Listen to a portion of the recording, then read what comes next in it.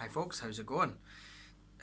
Today we are going to have a look at playing the keys, or the piano, or whatever you want to call it. This is going to be a very, very basic introduction, so if you've never played the piano before, or the keyboard, and you fancy having a shot at it, this is where to start. If you do play the keyboard already, or can't play the piano, or bits and bobs, then this probably isn't for you, because you'll probably know this already. But what I'm going to do is I'm going to explain how you can write a song using a very simple technique that I'm just about to show you, having never played the piano or the keyboard before, and there will be no theory in this whatsoever. So thumbs up to that. Here we go, we're diving in. So here's the piano.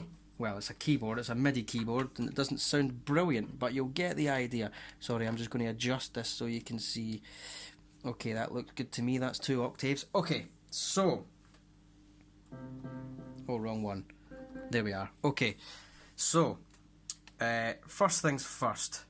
You're going to concentrate, you'll notice that the keyboard, a piano is set out, every one exactly the same.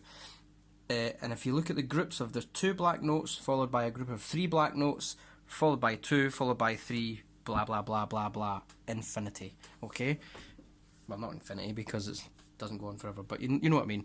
So, if you look at the first pairing of the 2 black notes here, the first white note you see to the left of this pair of black notes is a C.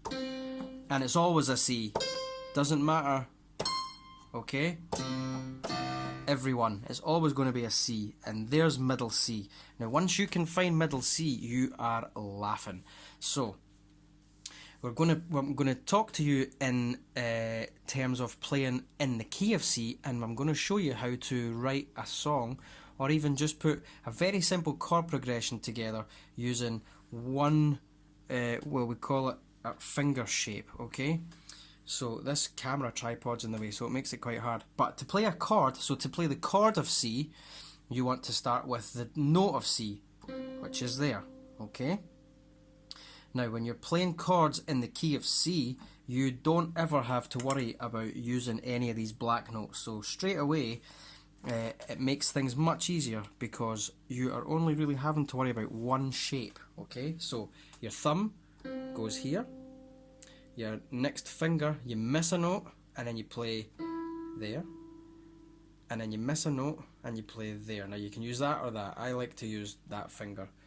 There's probably a musical, technical, piano teachery way in which you would do your wrist, hold your wrist properly and all the rest of it, but I don't know any of that. I just know how to play the chords. So I'm going to show you how I do it. So it's basically, you find a note, miss a note, find a note, miss a note, find a note. And there's the chord of C. Now the great thing about playing in the key of C is you move this same shape up one, and you're playing another chord.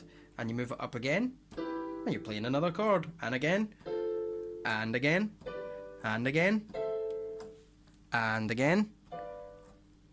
And then that's you back to C. You're just up the octave by this point.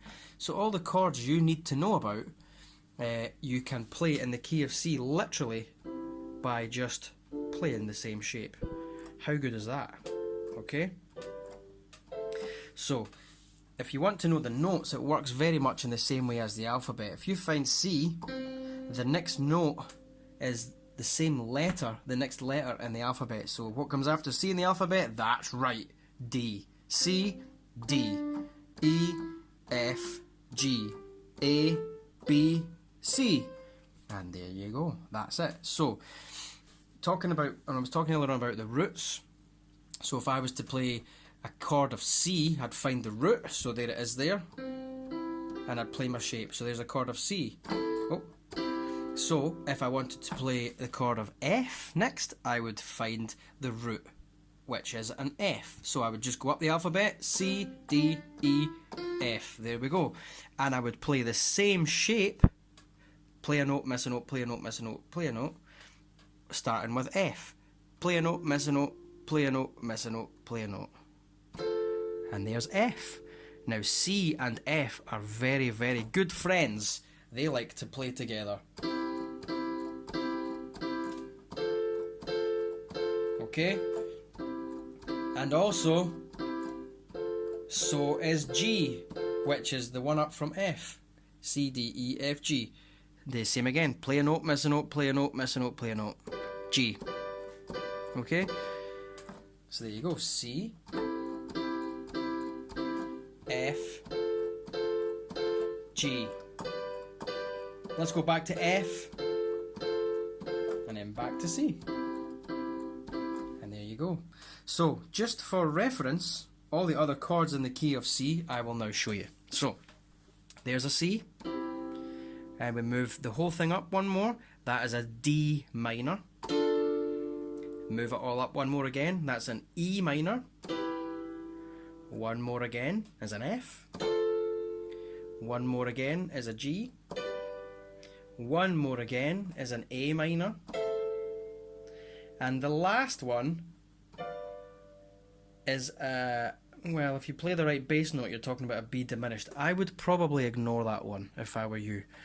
Because it's a bit of a funky sounding chord and you really need to kind of know what you're doing with diminished chords. So let's not worry about that one. So, almost every pop song at the moment uses what we call a 1-4-5 minor 6. So in the key of C, that would be C, F, G and A minor and variations of it. So I'm going to play C, A minor, F and G. Okay, so C, A minor, F, G. Back to C. A minor, F, and there you go. You can write a song. Give it a go. Why not?